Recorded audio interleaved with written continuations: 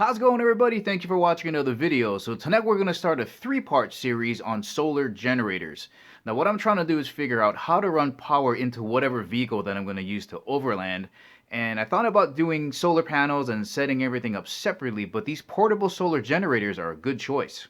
Now, getting a portable solar generator has a lot of advantages. Number one, it's very easy to set up. All of the components are in this nice little box. And number two, it's very flexible. Let's say you have a power outage at your house. You can just grab it, get it into your house, and charge whatever you need to charge.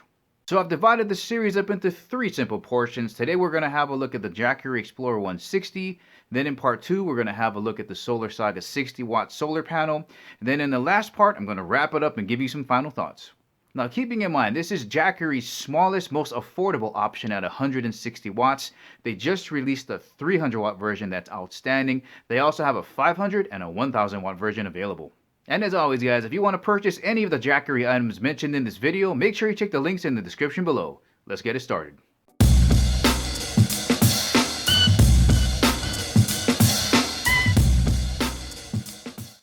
In the user manual, it says that the Jackery Explorer 160 should weigh right about 3.97 pounds, and it is 3 pounds 15.7 ounces. And for a quick size reference, here is kind of a standard size water bottle here. You can see it this way. Even stand it up that way. So this is tiny. Alright, so here's the rundown on the Jackery Explorer 160. Quick note here, this will only accept 42 watts of input here. So on this side is where you're going to plug in your solar panels and your wall charger. So that's 12 volt DC. Underneath you have your regulated 12 volt output. Almost forgot to mention one important thing about this regulated 12 volt output. If you're using this to power something, the Jackery Explorer 160 does not support pass-through charging. And all that means is if you're using this, you cannot charge the unit at the same time. So let's say you're not using this and this is plugged into the solar panel or the wall charger. You can charge other devices via the USB ports or even the 100 watt inverter. Now right across here, we got a really clear backlit display. You got your input wattage and your output wattage. This will tell you how much battery percentage you have left, as well as a nice little battery display here. And on this side, you got your USB outputs. You got 5 volts at 30 watts max. You got your USB-C here with your regular USBs here. Quick note with these buttons, if you don't turn them off, it will drain your battery. And then on this side, we have your 100 watt inverter. Again, here's your button up here. Turn it off and on. Alright, just one last thing about these USB ports, because I know people are going to want to run something like a USB fan through them. If it's under 10 watts, the 160 is programmed to shut off after 6 hours. So if you're using it in a van, maybe a little bit inconvenient, but that's something you should know if you're thinking about running a fan throughout the night when you're sleeping. And moving around to the other side, you do have a LED flashlight. Now, from what I can tell, the Explorer 160 looks like it's all PVC. You got these nice little rubber feet on the bottom to give you grip so it doesn't slide around. Let's get some juice in this guy. Alright, so this should be totally dead. Perfect, they're at 0. So this is the DC 12 volt wall adapter here. Let's see how many watts we get through that input. 39 watts. Alright, let's get it into the car. Okay, currently plugged into the car cigarette adapter with the car off at 37 watts input. 38. Let's fire it up. This should go up. Alright, about 43 watts. Let's try out the solar panels. Alright guys, time to grab some sun. Just about 6:30. Sun is going to come up right about there. I got the Jackery Explorer 160 here. Battery totally dead here. And I got the Solar Saga 60 watt solar panel. And we're going to see how long it takes to charge. Ooh, the sun is coming. Check it out. Alright, it's about 8:30. Been sitting out here for about 2 hours. You can see right now we got about 50 watts coming in from the panel. And the battery is at 35%. So in the user manual it says if you're charging off of a wall adapter or a cigarette adapter, it can take up to 5 hours. But realistically, it did a lot better. It did it in 4 hours. And of course, if you're using a solar panel, it can vary depending on the weather. It says between 8 and 10 hours, but you guys saw that I was getting 50 watts out of that panel, so it did it in about 6 hours. Alright, so now that we got the Explorer 160 all charged up, what can you power with it? You can definitely use it to run smaller appliances like smaller refrigerators, like those small dorm ones. Those only use 50 watts. Then you got all your tech stuff like your drones, your phones, your laptops, and your tablets. So let's test it out. Let's see if it can run a box fan on 3 separate settings, and then let's test it out on a 49-inch television.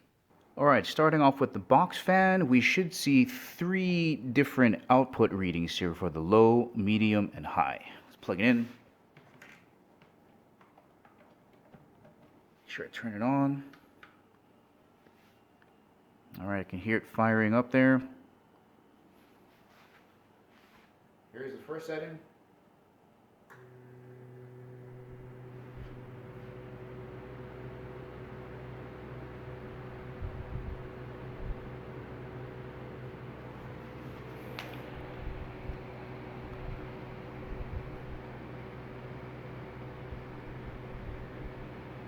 Let's try the second setting.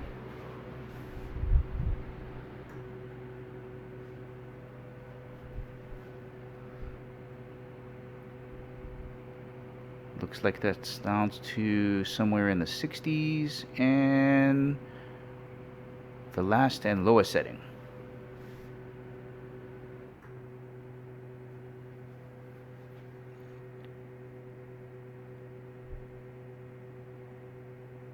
And down to somewhere in the 50s. So definitely capable of running a box fan. Alright, let's see if the Jackery Explorer 160 can power a 49-inch television. This should stay right around 100 watts, if not a little bit lower. It's going to depend on the brightness settings and the volume. Let me turn on the inverter here. Alright, grab the remote. And turning it on. Perfect. And yeah, as you can see, it's staying right around 70 wattish. Yeah, 73, 75. Well under 100. So you wouldn't be able to run the television and the fan at the same time. That's way too much. But I bet you could get away with plugging in a phone at the same time. Let me grab my phone and plug it in there. Alright, so I dug out my old Droid phone. Let me plug it in here to the USB-C. Turn on the display here. So it's right at around 74 watts of output. Turn it on. Let's see how high it's going to go here. 75. 78. Small bump. You could probably do another phone as well. As you can see right up here in the corner, I can get that to focus. It's charging. Alright guys, the Jackery Explorer 160 has been putting power to that 49-inch TV for just over an hour. The next thing I want to check out is the pass-through charging. Now in the manual it says so long as you're not using the 12-volt output, you should be okay. So here is the wall charger going into the 12-volt input, and we have success. I got input 39 watts.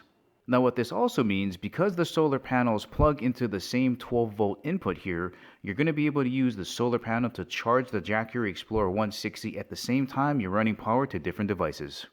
Alright guys, there it was, the Jackery Explorer 160, 160 watts. Look at all the stuff you can charge with that. Just imagine what you could do with the 300, the 500, or the 1000 watt versions. Guys, that's the ending of the video. Remember, if you want to purchase any of the Jackery items mentioned in this video, make sure you check the links in the description below. Hope you enjoyed it. If you liked it, please give it the thumbs up. If you haven't subscribed to Chemo365, please do. Remember, I'll catch you guys laters.